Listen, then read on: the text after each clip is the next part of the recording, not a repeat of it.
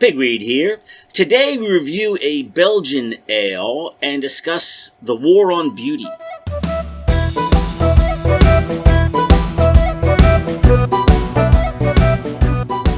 Well, good evening, Pigweed. All right. Hello. How about some beer and conversation? I think that's an excellent idea. What are we drinking? So we're drinking a Belgian double ale. Ooh, that sounds... Picked it up on a trip down to Alabama. Very nice, very nice. So what's on your mind? So I was driving down to Ocean City, and to get there, you go through 4 bridges. Yeah. The Bay Bridge is spectacular just because it's, 4.5 miles long or something like that? Long and tall and everything else. Yeah. The other over smaller rivers, and every single one of them looks like it's under construction because the sides are just basically Jersey walls connected one end to the other, and the lampposts are the most generic highway, metal, nothing. Right. And I was like, this is the gateway to our most popular tourist destination. It's probably the most traveled road. It's the most traveled state road that's not an interstate. Yeah. It's sort of like people everywhere see this as representative This is representative of Maryland. And why are the bridges so ugly? And then that got me thinking, is there more to it than that? Is it all of our public buildings? Is it an aesthetic problem? Is it a money problem? Is it a lack of creativity? Or do people really just hate beauty? I don't know. Yeah. Okay. Well, good thought. But first, let's drink this beer. Yes. Well, so I'm already irritated, so maybe the beer will help. Yeah. So pick this up at Buc-ee's.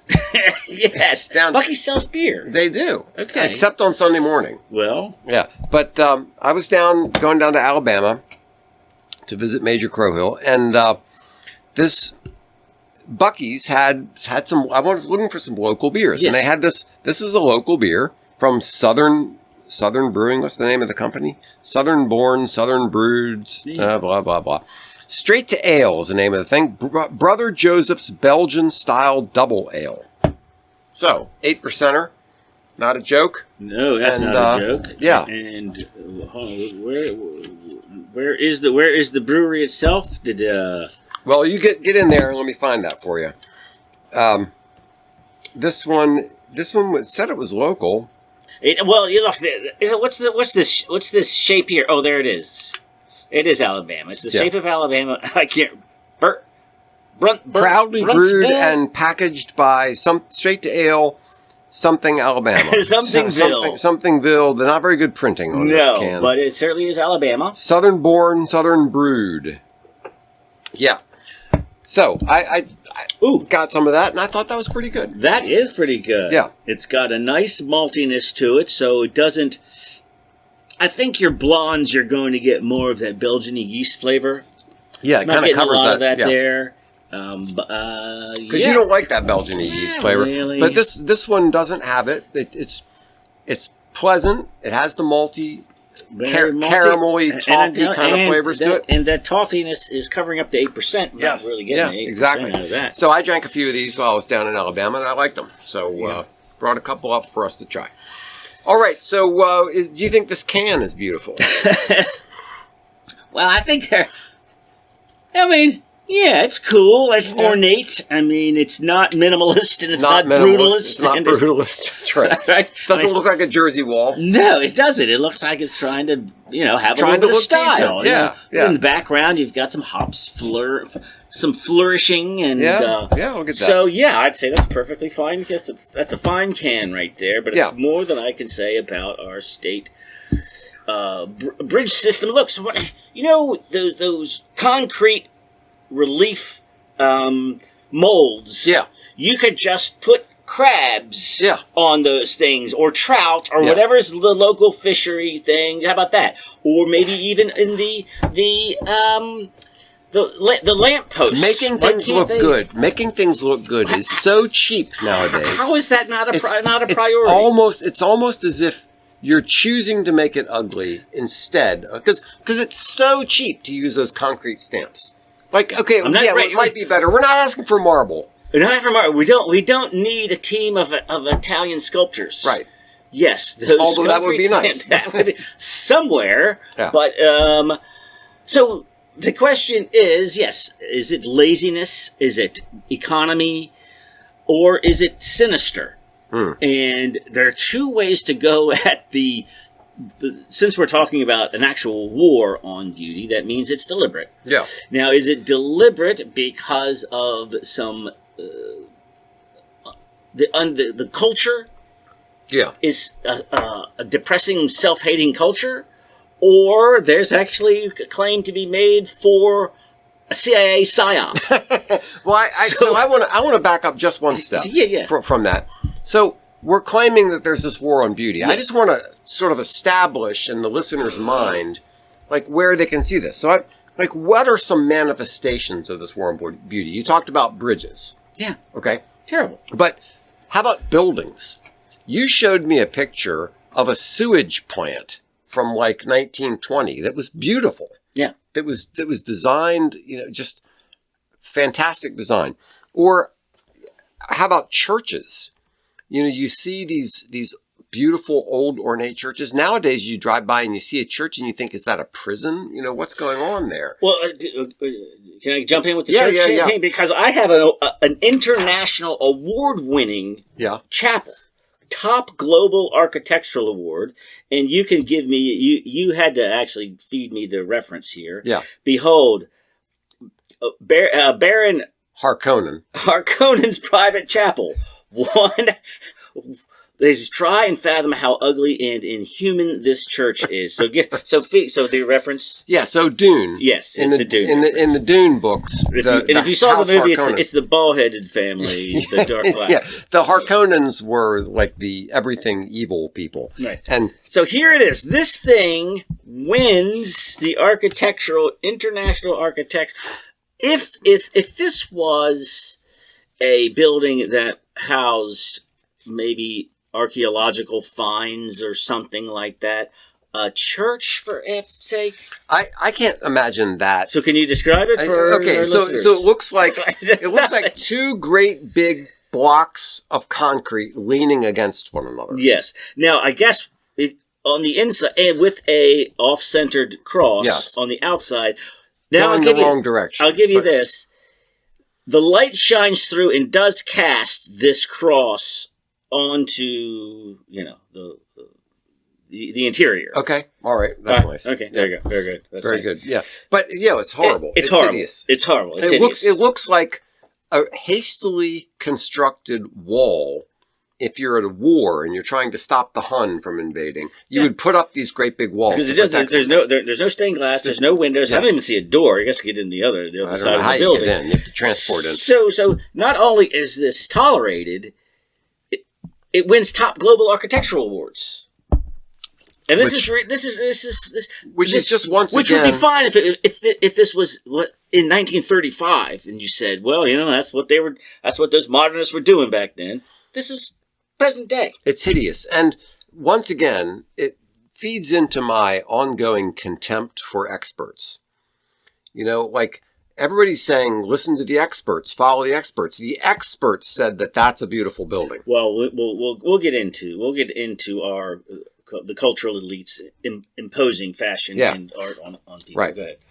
All right. So I was going to say, what are the manifestations of the war on beauty? Well, there's obviously civic buildings. Civic buildings are ugly as can be.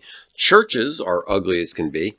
Music, there's a lot. Modern music is just like rap, is just garbage. Art, when you see a banana taped to the wall and that's supposed to be art. How about this? Let's make it really controversial here. How about young women? Young women don't. You go back to the 1950s and 60s and 70s, and women would put on makeup, they would do their hair, they would put on a dress to go out and buy groceries. Beauty, elegance. Yeah, they would try to look nice. And now, young women seem to they don't do their hair nicely. As a matter of fact, sometimes they try to make their hair look terrible. They wear nasty clothes. They don't what is going on here? This whole idea of trying to aspire to beauty is just gone from All right. So what are you going to do? You gonna get to the historical origins of this? Yeah. Ready, or you got? I'm ready. Let's go. So, the Weimar Republic. Okay. In post-World War I Germany, so you have modernism comes out of World War I. Mm-hmm. And modernism broadly is A rejection of everything that made Europe great for the previous 1,000 years. right. So all of the optimism that came with Right. the Industrial Revolution and the Scientific Revolution Right. of how we're going to make things better. Yeah. In the reaction was this resulted in the most horrific. Right. experience. So what happened was we learned all this stuff. We had the Industrial Revolution, the Scientific Revolution, and what we did was said, gee, now we have better ways to kill lots and lots of people. Yes. And so you had a bad attitude about the whole thing. And that's sort of what modernism is. Right.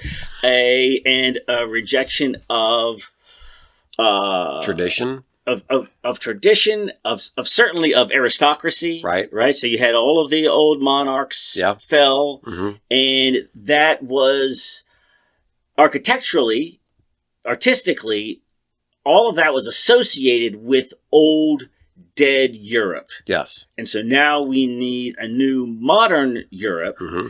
and that's what modernism is. And it's interesting to tie the things together, because if you think of aristocracy, you think of people wearing fancy clothes. Yes. You think of fancy uniforms. They're riding in fancy carriages.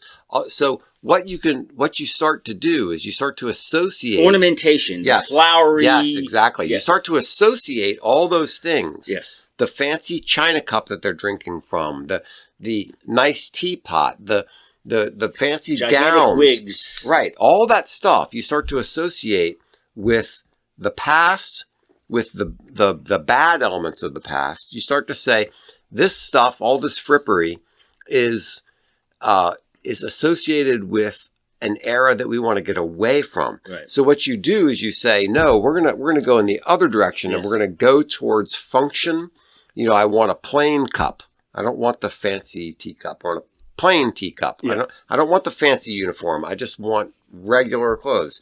So you can see how the rejection of the aristocracy would lend itself to the same sort of attitude towards beautiful things. Yes, but if you look at with a religious eye, so let's just look at it from different perspectives. Mm-hmm. There's that is a sort of a social movement. Mm-hmm. From a religious aspect. Yeah. You have truth and God and beauty Right. are not subjective. Right. These things are absolute and they are objective. Mm-hmm. Well, the whole modernism is about subjectivity. Right. No, and it's sort of amoral, right? Because morality has some subjectivity to it. There's no objective moral, right? Yeah. So and now you're into the age of this post-scientific, secular, materialistic, atheistic. Right. If you reject God, you reject beauty. Yes. So what beauty has become Yeah. is when I say that's a beautiful building, then your response, if you're a modernist, your Yes. response is, no, the building isn't beautiful. That's just your subjective reaction to that. There's nothing about the building. It's not like beauty is a quality of that building. But It's all subjectivity. It's all on your side. That is that view. And so let's just take this. I don't know. The most oft-repeated phrase is that beauty is in the eye of the beholder. Right. No. Yeah. No, it's not. Yes. Taste is in the eye. The mistake is saying that just because there's a subjective element to it, therefore it's entirely subjective. No. And that's just complete nonsense. It doesn't hold up to scrutiny whatsoever. I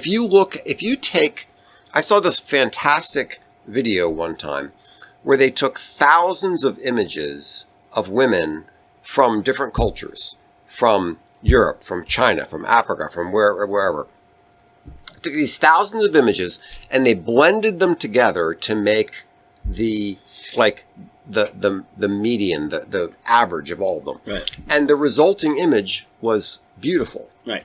And the reason was every particular person is a little bit asymmetrical. They're a little bit weird. There's this thing and that thing. But one of the things that one of the aspects of beauty is symmetry. So when you blend everything together, you have somebody, their right eye is too big and somebody, their left eye is too big. But when you blend it all together, you get symmetry. And so beauty in that respect there is an objective side to it. It is symmetrical. It is.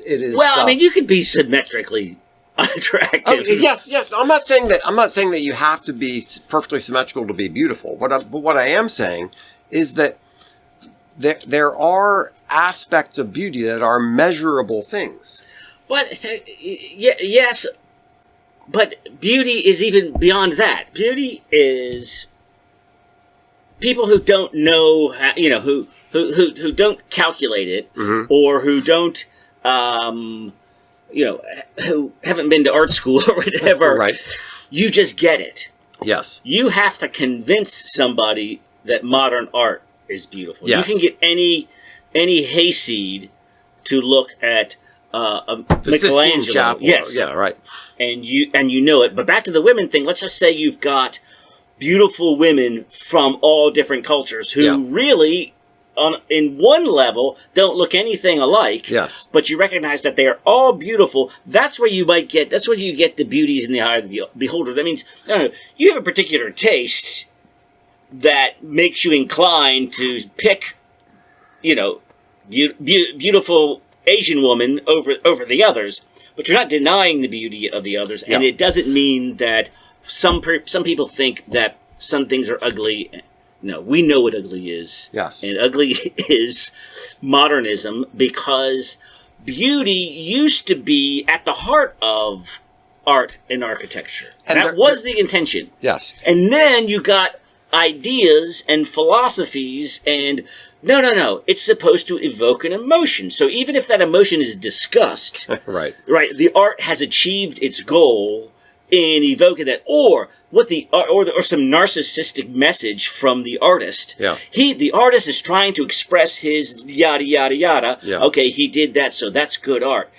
But it's not beautiful. Right. We don't care Exactly. about beauty. Is not in the quotient anymore. Yeah. So there is an argument to be made that art is supposed to the purpose of art is to show you something, help you feel something, help you experience something. So you haven't some piece of art that shows you despair. Okay, Yeah. okay, fine. That's a legitimate expression of art. That does not mean that it's beautiful. Beautiful is a different thing, and beauty has more to do with truth, has more to do with aspiration, has more to do with ideals. Yes. Art, optimism, yes. So all these things, when we say something is beautiful, we're saying that's something to be aspired to. We're yes. saying, and modernism, in the aftermath of World War I, has lost. They've lost their optimism. Mm-hmm. They've lost their aspiration, and so yes, this does deliver a message of hopelessness and a lack of aspiration. Yes, and we have adopted that. I'm going to get to the psyop. If you're ready. Okay, go for it. Is this something you learned? Oh, I'm not, that's a different show. Never mind. Go ahead. The psyop. So fashions change. Yeah. And tastes change. Sure. And, small ties, wide bell bottoms, that sort of, yeah. Right. Men, we're not wearing stockings and wigs. Yes. And that's good. Yeah. But there was no... Although I think... What's the skirt like? You want to see kilts coming back? Kilts. I mean, I frequently think that they would be much more comfortable. I'm sure they would be. Yes. But it would happen on its own terms. Yes. There was no movement or orchestrated government psyop to get us to stop wearing wigs and stop wearing stockings. Not that I know of, right? But watching a YouTube channel by Julia James Davis called "The War on Beauty." I was like, "Well, that sounds reasonable." Okay. It sounds like we're on the same page. Let me check this out. The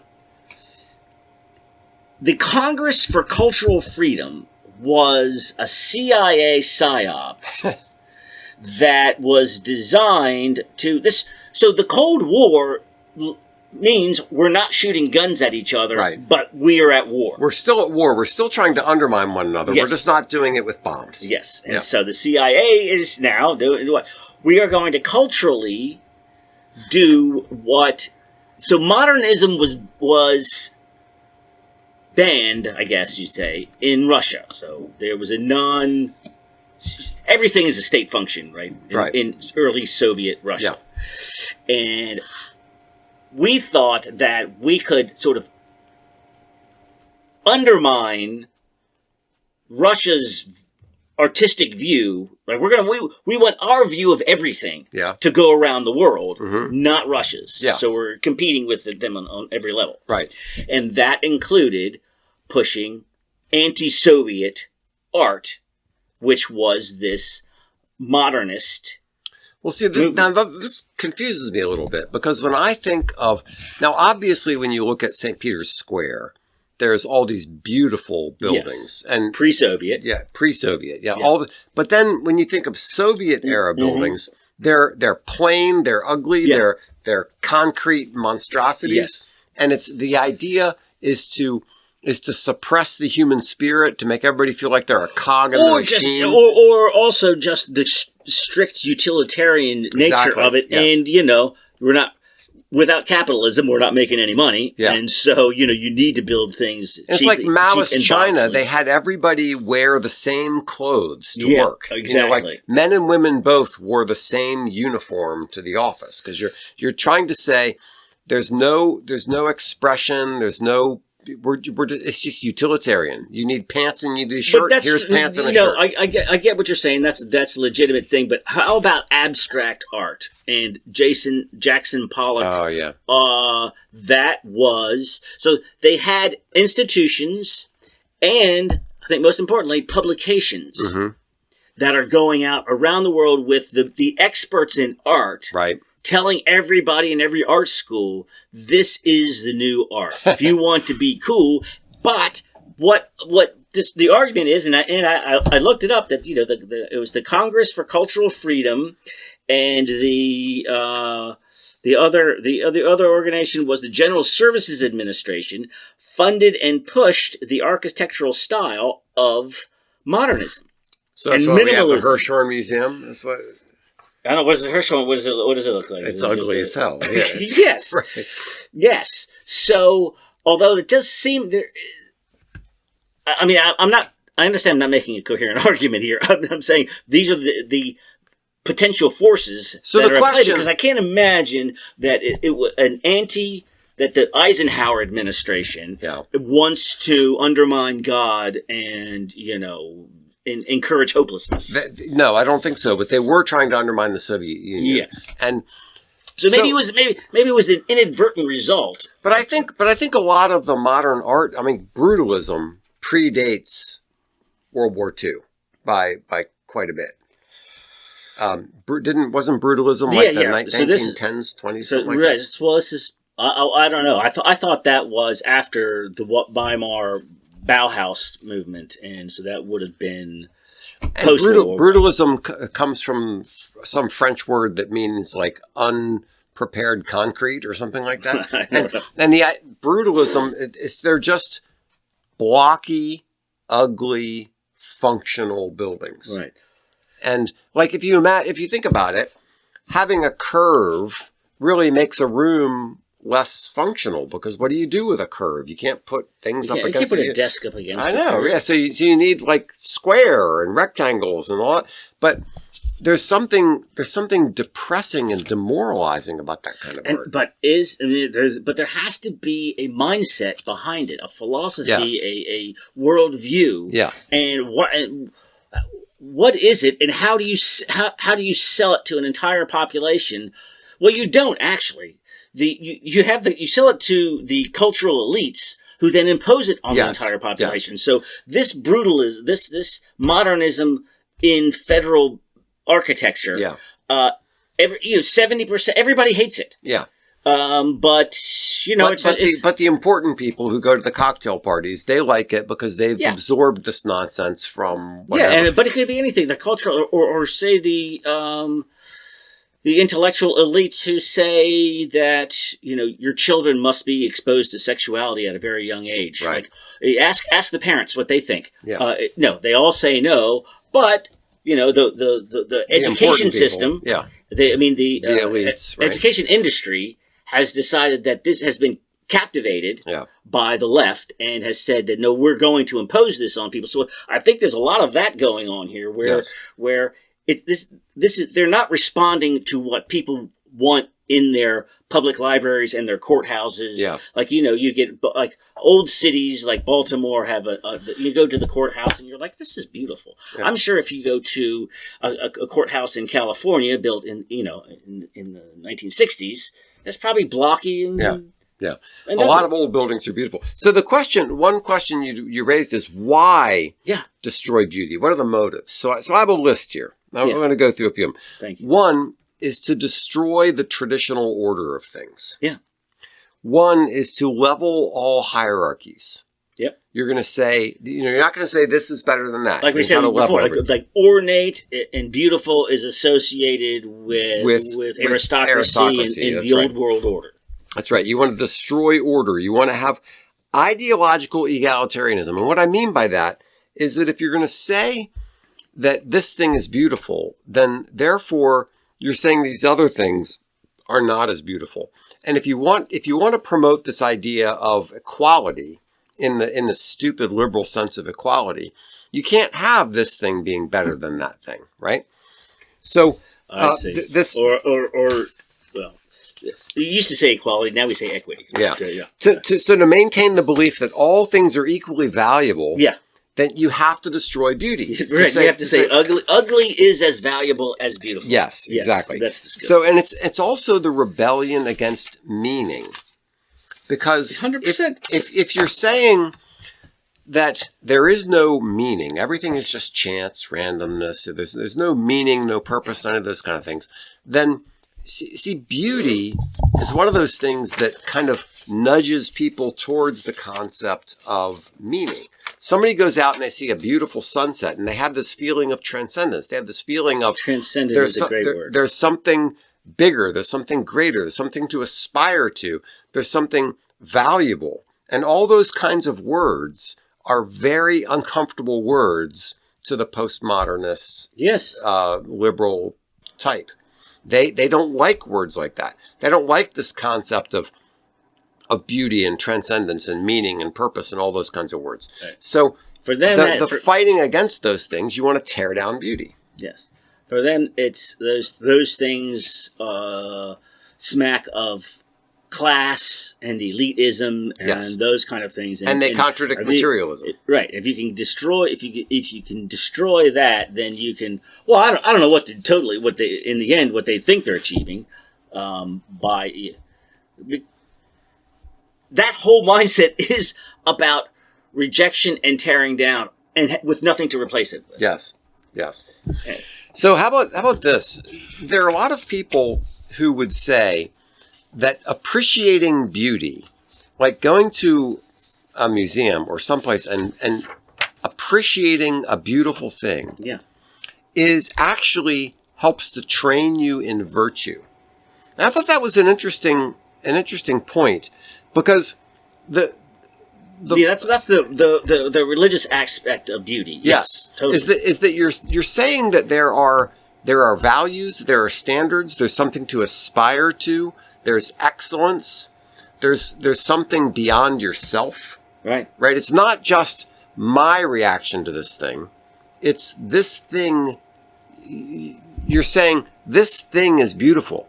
Whether I appreciate it or not, it's beautiful. We had a discussion a while back about churches and ornate and beautiful churches versus simple Presbyterian or storefront churches and what was conveying the proper religious message, right? Right. Because you could say that, look, it's all about, it should be about helping the poor or something like that. Spending the money, spending all of this money, millions of dollars on a beautiful church.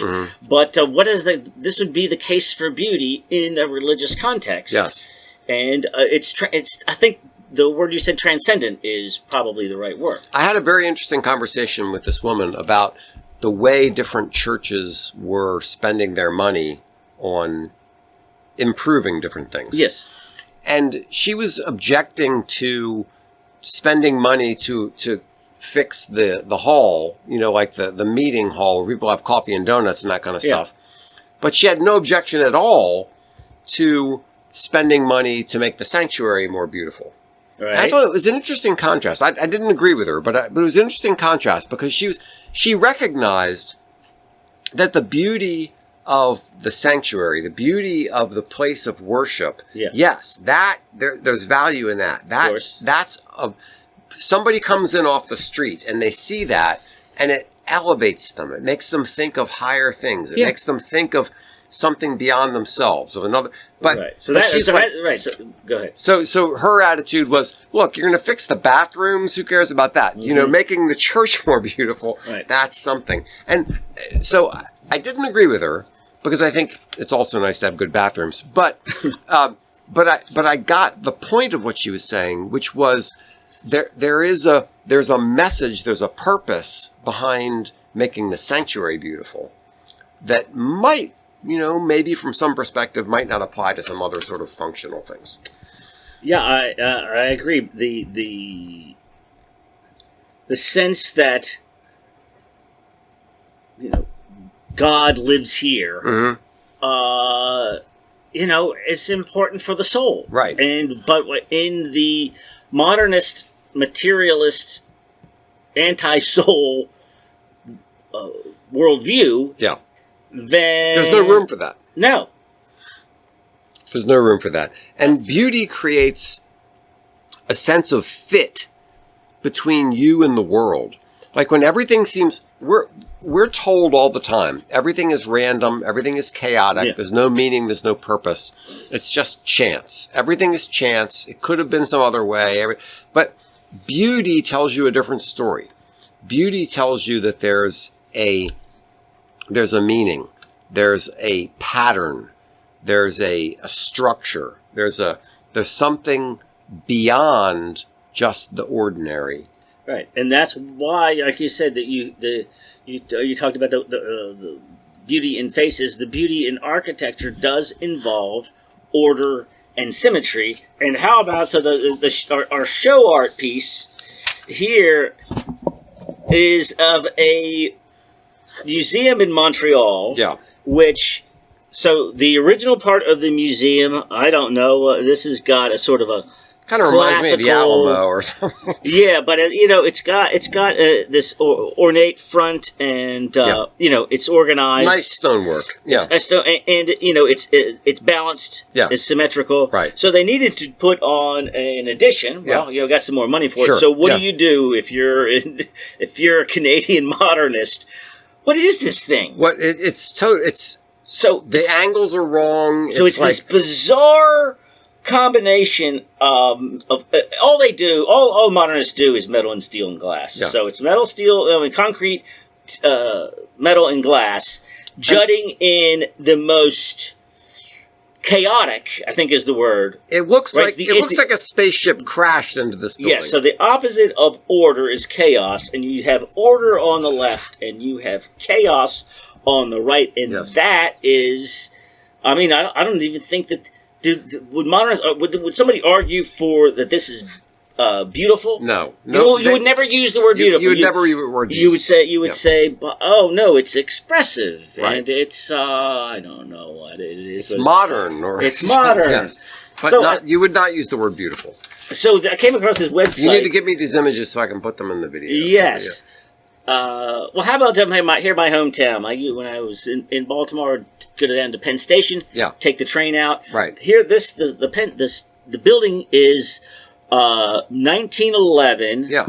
Beaux Arts style, which is the French neoclassicism. Yeah. And Looks nice. it's got Columns, the columns and the clock at the top and the symmetry and everything. Yeah. And then they stuck this monstrosity in front of it. Yeah, like what is that thing? So It doesn't even look like. It looks like somebody took some other image and plopped it on top of it. Yeah, it looks like bad Photoshop. Yeah, yes, it looks like bad Photoshop. And And so this is a real image. In front is this 30-foot, two-dimensional, it's hard to describe, two-dimensional Things at 90 degrees. figures at 90 degrees, yes. Right. One's a man, one's a woman, it's just called man-woman. So here you have, it's definitely not beautiful. Right. But it does already sort of lean towards androgyny and lack of order, right. And you can't say who's who, what's what. Right. That's and it is awful. Yeah. Now, so over here, and the government stole your money to build this place. Yeah, it's terrible. I saw this website that's petitioned people to send in local public art. So this would be mine, public art that you're ashamed of. Right. So this would be mine, this man-woman thing. And then here are some items from other places around the country and the world. I want to know what. So it's like a combination of an erection and a turd. This is in Iowa. That's Here's in San Diego. This is another turd. Yeah. I mean, it's just a turd. lump of metal with no form a big all. globular thing with a pig curly tail, and then some hideous rendition of a centaur. Yes, something. it's like an animal, and then this is like, I don't know if these are like boobs or something here in the Netherlands. This is like that's awful. This one, somebody said. This is on the campus in Halifax, Canada. It looks like a terrible sexual accident. It looks like testicles with a kind of a penis with chlamydia or something. So, in looking at these here, the argument that this is expressing something, it is deliberately ugly. Yes. Right. I mean, it's not poor artistry. It's not like you're trying to express something and it came out ugly. I'm saying that it is motivated by the desire to put ugly in public spaces. Yes. Yes. Well, what's up with that? It's like piss Christ. That thing. Yes. Where I just want to be offensive and be ugly and be nasty. And that's what we've been reduced to by this postmodernist. So that's why nonsense. I've just gone through. So my initial concern was that we're just lazy and cheap and not willing to spend the money. Yeah. And now I'm starting to see it as an actual war, it's a philosophical. Yes, it's a philosophical conflict. It's a clash of worldviews. It's not just accidental. It's deliberate. Trying to make things ugly. All right, let's do something. Let me show you something nice. Okay. In the neighborhood where I work. Yeah. I complained about the lampposts on all of the bridges on Route 50. Right. So this is the lamppost. Isn't that thing lovely? Yeah. And now, on top of that, they also hang little banners that celebrate the neighborhood itself. They have their own logo. Okay. And then for the holidays, it's now draped in garland and bulbs. Yeah, and it's not just a functional light. Somebody had the sense to say, here's the thing. We need lights in this neighborhood. All right, what's the cheapest way we can do it? And somebody said, how about if we make it beautiful? And somebody said, all right, well, how much more is that? Well, let's do that. Yeah. What's wrong with that? Imagine coming home every day. Imagine two different rooms that you would come home to every day. Yeah. One room has nice wallpaper and nice flooring and beautiful art on the wall. And, there might be some flowers. There might be, a nice chair, elegantly designed, a little fireplace. You come home to that. Or you come home to like a jail cell. Basically, yes. That's you got a basic bed and a basic place for you to sit. Everything's very functional. Everything works like it should. Everything works. It's perfectly functional. What does that do to the spirit and the soul of the person? Exactly. Beauty changes things. So I guess This is kind of challenging to me because it makes me think, what does my office space, what does my desk look like? Do you need more beauty? Well, you know what? This is I think this is a great way to end it. Yes. How about everybody make a little effort? Yeah. To have more beauty in your life. Yeah. Find a way to make where you live, where you work, whatever you do in your neighborhood. Yes. Make it more beautiful. Because beauty is important. It lifts the spirit. It makes people feel better. And that's a good thing. Yes. Hope, optimism, all of this is associated with beauty. Yes. Beauty. Beauty. Yes. All right. More beauty. More beauty. Thanks so much for listening to Beer and Conversation with Pigweed and Crowhill. Remember to visit us at pigweedandcrowhill.com or send us an email at pigweedshow@gmail.com.